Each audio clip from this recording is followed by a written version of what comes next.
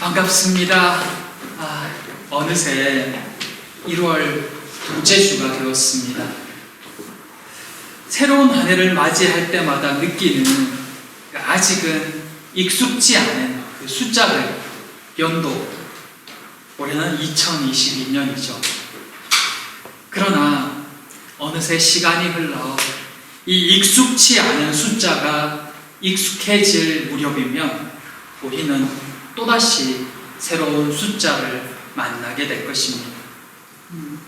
우리에게 주어진 2022년이라는 이 시간을, 이 선물을 잘 누리고 또 사용하는 그런 모두가 되기를 축복합니다. 이 소중하고 귀한 시간들이 그냥 그렇게 평상시와 같이 흘러가지 않도록 후회함 남지 않게 더 복된 시간들이 되도록 오늘에 더욱 최선을 다하고 열심을 붓는 그런 모두가 되기를 바랍니다. 오늘은 이 사도행전 16장 후반부의 말씀으로 함께 은혜를 나누고자 합니다. 본문에는 이 감옥에서 풀려나는 이 바울의 모습이 나와 있습니다. 이 모습을 통해서 오늘 우리에게 하시는 말씀은 무엇인지, 주께서 우리에게 깨닫게 하시는 것은 무엇이며, 우리에게 또 이 한 해를 어떻게 살라고 말씀하시는지 새롭게 듣고 하나님의 음성에 순종하는, 또 반응하는 이 시간 되기를 소망합니다. 첫째는 다시 감옥. 본문 앞에는 바울과 실라가 많은 매를 맞고 감옥에 갇히는 장면이 나옵니다. 한밤중에 옥문이 열렸지만 바울과 실라는 나가지 않았습니다. 그리고 그 일을 계기로 간수와 그 가정에게 복음을 전하는 놀라운 일이 일어납니다. 이 모든 일이 하룻밤 사이에 일어난 일입니다. 많은 매를 맞고 감옥에 갇힐 때만 해도 참 암담한 상황이었습니다. 여종 하나, 귀신 들린 여종 하나 고쳐주었다고 온갖 오해를 받고 그것 때문에 잡혀서 제대로 항소도 하지 못하고 때로는 그대로 매를 그냥 수도 없이 맞아서, 여기 보면 앞에 이야기했지만 한밤중에 깨어났다는 표현을 볼 때 정말 기절할 만큼 매를 많이 맞았던 것으로 보여집니다. 오늘 본문에 이 때리다라는 표현이 나오는데 이 표현 역시도 가죽이 벗겨지다라는 그런 뜻을 포함하고 있는 그런 단어입니다. 그러니 얼마나 많은 매를 맞았겠어요. 그리고 옥에 갇혔습니다. 상황이 너무 안 좋습니다. 그래서 한밤중에야 깨어날 만큼 그렇게 힘든 시간들이었던 것 같습니다. 그 상황에서 바울과 실라가 할 수 있는 일이란 그저 원망하며 불안해하거나 또는 하나님만 바라보며 기도하고 찬양하는 수밖에 없었습니다. 달리 다른 것을 할 수 없었기 때문에 바울과 실라는 기도하며 찬양하는 것을 택했고, 그들은 그 밤에 모든 죄수들이 들을 정도로 크게 기도하며 찬양했습니다. 그러자 어느 순간 갇혔던, 잠겼던 감옥문이 열리고 채워졌던 착고가 풀려집니다. 바라기는 우리를 묶고 있는 세상의 염려와 불안과 두려움과 근심 역시도 기도와 찬양 가운데 풀어지는 은혜가 있기를 축복합니다. 하나님만 바라보며 상황과 상관없이 여전히 기도하고 찬양할 때 이런 은혜와 기적을 맛볼 줄 믿습니다. 반드시 그런 일이 일어날 것입니다. 감옥문과 채워졌던 착고가 풀려졌지만 바울이라는 감옥에서 나가지 않았습니다. 그 대신 세상 것에 매여있던 한 가족을 풀려나게 합니다. 간수의 가족입니다. 자신에게 주어진 자유를, 자신들의 자유를 위해서가 아니라 간수와 그 가정의 구원을 위해 과감히 사용했던 바울과 실라의 모습은 그리스도인은 무엇을 위해 살아야 하는가를 다시 한번 생각하게 합니다. 그 밤에 바울은 간수의 집에 가서 복음을 전하는 대신 그들은 다시 감옥으로 돌아와야 했습니다. 그들이 떠나가면 그 모든 책임을 간수가 다 짊어져야 했기 때문입니다. 성령께서 풀어주셨지만 간수를 위해 다시 감옥에 갇히는 것을 선택한 그들의 삶이 참 놀랍고 대단하게 보여집니다. 우리는 여전히 우리의 짐과 부담에서 놓여지기만을 원할 뿐 누군가를 위해 다시 메어지는 것을 별로 원하지 않기 때문입니다. 우리는 무엇을 위해 사는가? 세상 가운데 어떤 삶을 살고 있는가? 다시 한번 되짚어보게 됩니다. 한 생명을 위해 다시 감옥에 갇히는 것을 선택한 바울의 모습을 보며 타인을 위한 삶이란 어떤 것인가 다시 고민합니다. 우리는 스스로가 특별해지기를 원하면서도 복음 앞에서는 평범한 신앙인이 되기를 바랄 때가 많습니다. 우리는 바울처럼 스데반처럼 특별하지 않다고, 우리는 그렇게 특별한 신앙의 소유자가 아니라고, 평범한 신앙인이라고 스스로 위로하며 특별한 삶을 거절하기 일쑤입니다. 그런 삶은 훌륭한 그리스도인들, 특별히 목회자들의 삶이나 목회자들의 삶이지 나 같은 평범한 성도의 삶은 아니라고 그렇게 생각하는 것입니다. 그러나 사랑하는 성도 여러분, 우리는 이미 예수 그리스도의 특별한 사랑을 입은 사람들입니다. 그 특별한 사랑을 이제는 우리도 조금씩 더 따라가야 합니다. 한 걸음 더 특별한 사랑으로 타인을 위한 삶으로 나아가는 모두가 되기를 축복합니다. 그 걸음 위에 주께서 함께 하실 줄 믿습니다. 성령의 도우심을 입으면, 성령께서 우리 가운데 계시면 우리도 조금씩 더 주님을 닮아가는 신앙인의 삶을 살아갈 수 있습니다. 신앙의 진보가 있는 이 한 해가 되기를, 믿음의 고백이 더 커지는 그런 우리가 되기를 진심으로 기도합니다. 풀리기만을 기도했던 신앙인에서 이제는 누군가를 위해 스스로 갇히는 것을 선택할 줄도 아는 그런 신앙인으로 그렇게 조금씩 더 달라지는 우리 모두가 되기를 간절히 소망하며 기도합니다. 둘째, 이래도 저래도 복음을 위하여. 그렇게 다시 감옥으로 돌아온 바울 일행은 감옥에서 아침을 맞이합니다. 어제 그토록 매를 많이 맞았으니 오늘은 또 어떤 힘든 일이 있을지 예측하기가 힘듭니다. 그런데 뜻밖에도 그 아침에 그들에게 들려온 소식은 감옥에서 나가도 좋다는 소식이었습니다. 기도응답이라고 생각할 만한 이 뜻밖의 소식이었습니다. 그런데 갑자기 바울이 감옥에서 나가지 않겠다고 버팁니다. 그리고는 많은 매를 맞고 감옥에 갇힐 때만 해도 아무 소리 하지 않더니 지금에서야 자신이 로마 사람이라는 것을 밝힙니다. 그 소리를 듣는 간수도, 또 간수와 그 사람들에게서 소식을 전해들은 상관들도 너무 놀라서 두려움에 사로잡히기 시작합니다.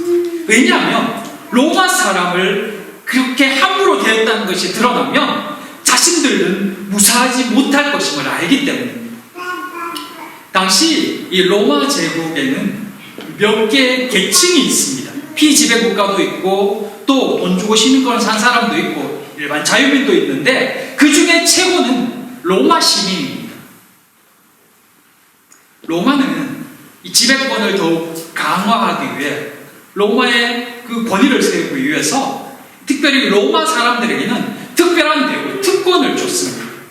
그래서 로마 사람들은 특별한 경우가 아닌 한 어느 지역이든지 옮겨 다닐 수 있고, 또 그들은 누구에게 특별한 이유 없이 함부로 매를 맞지 않습니다.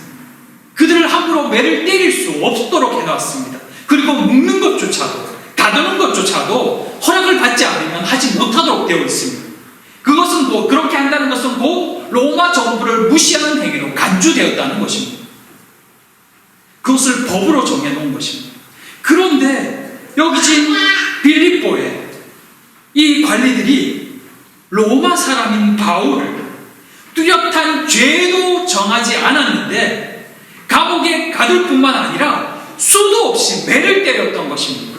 유대인들조차도 40에 하나, 가만 몇 가지 때릴 수 있는데 이들은 이 바울을 몇십 대인지도 모르게 때려서 기절시킬 만큼 매를 쳤다는 것입니다.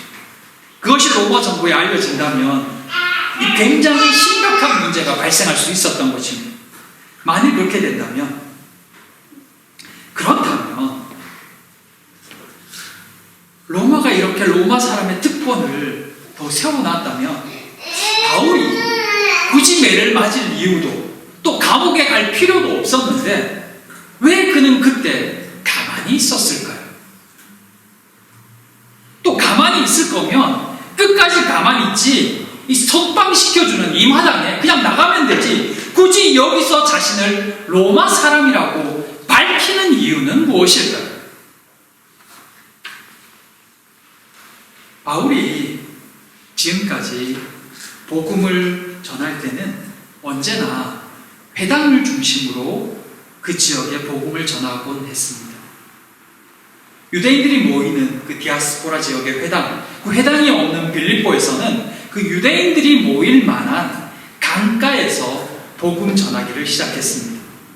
그때마다 그는 자신을 유대인이라고 말했고, 또 그것을 접촉점으로 예수 그리스도를 전하곤 했습니다. 그런데 잡히면서 자신이 아니야, 나는 로마 사람이야 라고 밝힌다면 복음을 듣는 사람들은 우리가 속았나? 라는 생각이 들 수도 있을 것입니다. 유대인이라고 했다가 급할 때는 로마 사람이라고 한다면 이후로 유대인들은 로마 사람인 그가 전하는 복음을 잘 듣지 않으려 할 것입니다. 더구나 이 빌립보 지방에서 바울이 잡힌 이유는 바울이 유대인이면서 로마 사람인 우리가 받지도 못할 것을 풍습을 전한다는 이유 때문이었습니다. 바울이 유대인으로서 로마인에게 복음을 전한다고 잡힌 것입니다. 그런데 바울이 자신을 로마 사람이라고 밝힌다면 그는 유대인 중에 오신 메시아에 대해서 잘 알지도 못하면서 전한 꼴이 되어버립니다. 그는 정통 유대인으로서 성경과 또 구약 성경 그 예언의 구원자에 대해서 누구보다 잘 알고 있기 때문에 바로 예수 그리스도가 구약에서부터 우리가 기다리고 있던 그 메시아다라는 것을 더 확신 있게, 또 우리가 그것을 알고 있다는 것을 그들에게 밝힐 필요가 있었습니다. 너희들만 구약 성경에 정통한 것이 아니라 나는 정통 유대인으로 구약 성경에 대해서도 정통하고 또 오신 메시아에 대해서도 명확히 알고 있고 믿고 있었는데 바로 예수 그리스도가 바로 그분이다라고 말하기 위해서는 바울은 모든 이들에게 정통 유대인으로 인정받아야 했습니다. 그래서 그는 모진 매를 맞으면서도 유대인으로, 복음을 전하는 유대인으로 남아있고자 했던 것입니다. 모두가 그를 유대인으로 알아주기를 원했던 것입니다. 그는 복음을 전하기 위해서 로마 사람이라는 그 당시 세상에서 누릴 수 있는 그 특권을 내려놓았던 것입니다. 바울의 모습은 우리를 위하여 하나님의 아들이라는 그 특권을 내려놓으시고 인간이 되시사 심지어 죽음의 자리까지 내려가신 예수님의 모습을 생각나게 합니다. 그 모든 것을 다 내려놓으심은 우리를 진심으로 사랑하셨기 때문입니다. 그 내려놓으심으로 인하여 우리가 생명을 얻을 수 있었습니다. 바울 역시 그렇게 한 생명이라도 더 복음 듣기를 소망해서 그의 특권을 내려놓았던 것입니다. 그럼 왜 이제야 자신이 로마 사람인 걸 밝힐까요? 끝까지 그대로 갔어도 괜찮을 텐데 말이에요. 그것은 자신이 이 지역을 떠난 뒤에 남겨질 성도들의 안전 때문이었습니다. 빌립보에는 지금 이 루디아를 비롯해서 점치는 귀신 들렸던 이 여종과 또 간수와 그 가족들, 그리고 그들에 의해서 복음을 믿은 사람들, 또 앞으로 복음을 믿게 될 사람들이 있습니다. 그러기에 이 다른 사람들, 특별히 이 빌립보의 지도자들이 성도들을 함부로 대하지 못하도록 자신이 로마 시민이라는 그 특권을 사용하고 있었던 것입니다. 쉽게 표현하면 그들의 약점을 하나 잡고 있는 것입니다. 너희들이 로마 사람인 나를 건드렸다. 그리고 그것이 밝혀지면 이것은 굉장히 심각한 문제가 될 것이다. 내가 복음을 전한 성도들 건들지 말라는 것입니다. 함부로 대하지 말라는 것입니다. 복음을 위해서 사용할 수 있는 특권을 내려놓았고 또 복음을 위해서 그 특권을 사용하고자 하는 것입니다. 그리스도께서 우리에게 주신 생명과 자유와 여러 복들을 어떻게 사용해야 되는지를 보여주는 모습입니다. 우리는 무엇을 위해 사는가? 다시 한번 생각하게 하는 것입니다. 사랑하는 성도 여러분, 바울의 모습은 스스로 감옥에 들어가는 모습이나 또 특권을 내려놓으면서 복음을 전하는 모습이나 그 복음을 위해서 자신에게 주신 특권을 사용하는 그 모습들을 보면서 우리에게 주신 하나님의 그 한없는 은혜, 하나님께서 우리에게 베풀어 주신 그 사랑과 그 복들, 그것을 어떻게 사용해야 되는지 생각하게 하는 것입니다. 많은 그리스도인들이 하나님께 복받기를 소망합니다.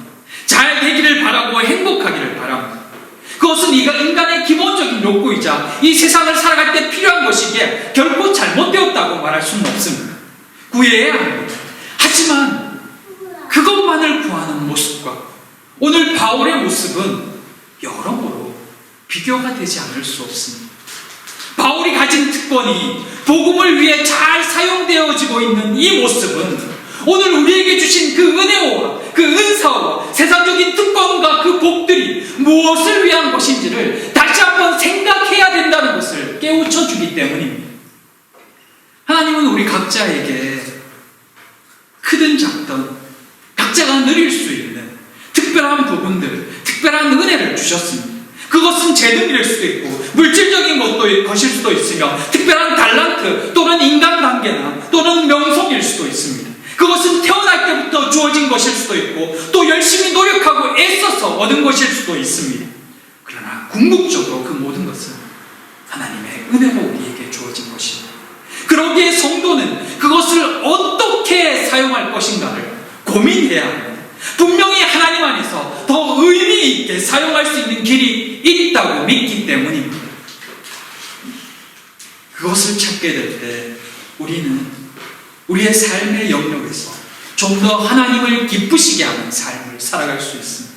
그것은 분명 그들뿐만 아니라 우리의 영혼에도 유익이며 기쁨이 되기 때문입니다.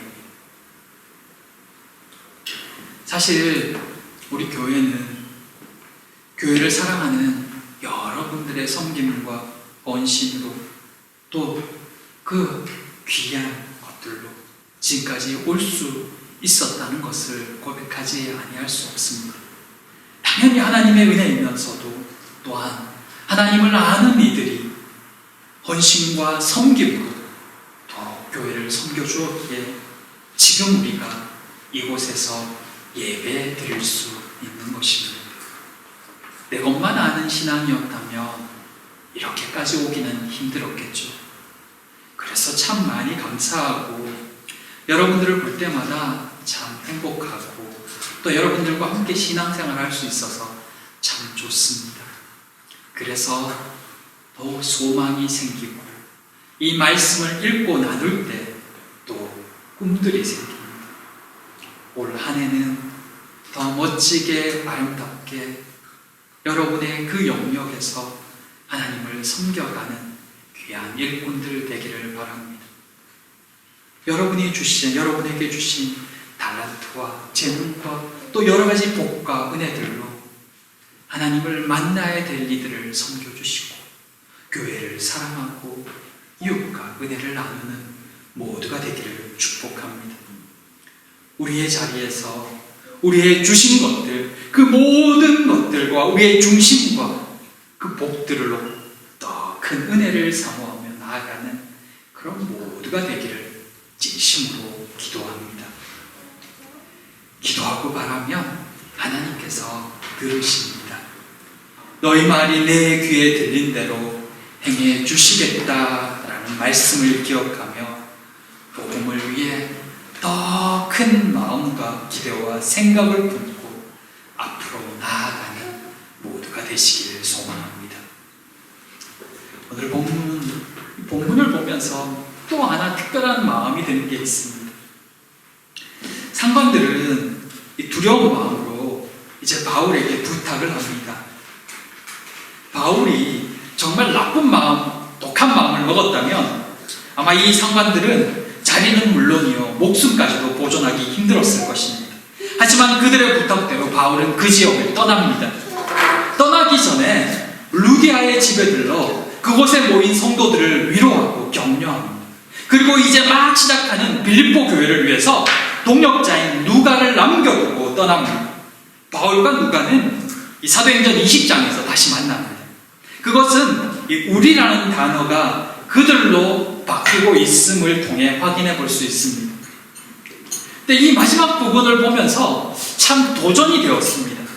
뭐냐면 감옥에 갇힌 건 바울과 실라였는데 위로는 오히려 그곳 성도들이 받고 있기 때문입니다.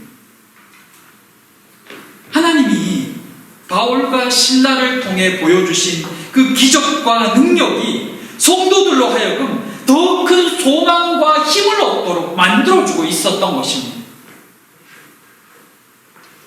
힘들 때 그 마음을 위로해주고 함께 해주는 사람이 있다는 것은 정말 큰 위로이고 복이 아닐 수 없습니다. 그런데 주께서 함께 해주시면 힘들었던 일이 오히려 다른 사람들에게 위로가 되기도 합니다. 살다 보면 누구나 힘든 일을 겪게 됩니다. 그때 함께 해주는 사람이 곁에 있다면 그것은 정말 큰 위로가 될 것입니다. 모두가 힘든 이들의 곁에 있어주는 그 누군가가 되어주시기를 바랍니다. 그리고 더 바라는 것은 힘든 상황 속에서도 더욱 주님을 견고히 바라보므로 그 일이 오히려 다른 누군가에게 더 위로가 되고 힘이 되는 그런 은혜도 있기를 축복합니다. 바라기는 사랑하는 모든 성도님들마다 주님과 더 깊이 동행하시고 주께서 필요한 곳에 필요하게 사용되는 모두가 되기를 바랍니다. 그 삶이 또 다른 누군가에게 도전이 되고 힘이 될 수 있기를 또한 축복합니다. 그런 한 해를 사는 그런 소망과 기대를 품고 살아가는 그런 모두가 되기를 진심으로 기도합니다. 기도하겠습니다. 사랑과 은혜의 하나님, 복음을 위해 산 사람 바울과 실라의 모습을 오늘 또 보았습니다. 복음을 위해 내려놓을 줄 알고 복음을 위해 또 사용할 줄 아는 그런 지혜와 결단이 우리 가운데 있기를 소망합니다. 아버지 하나님, 어느 순간에도 더 아버지를 바라보는 저희가 되게 하여 주시옵소서. 그래서 우리에게 일어나는 그 어떤 상황도 복음에 유익하게 사용되게 하여 주시옵소서. 이 한 주도 이 한 해도 그렇게 쓰임받길 소망하오며 예수님 이름으로 기도드립니다. 아멘.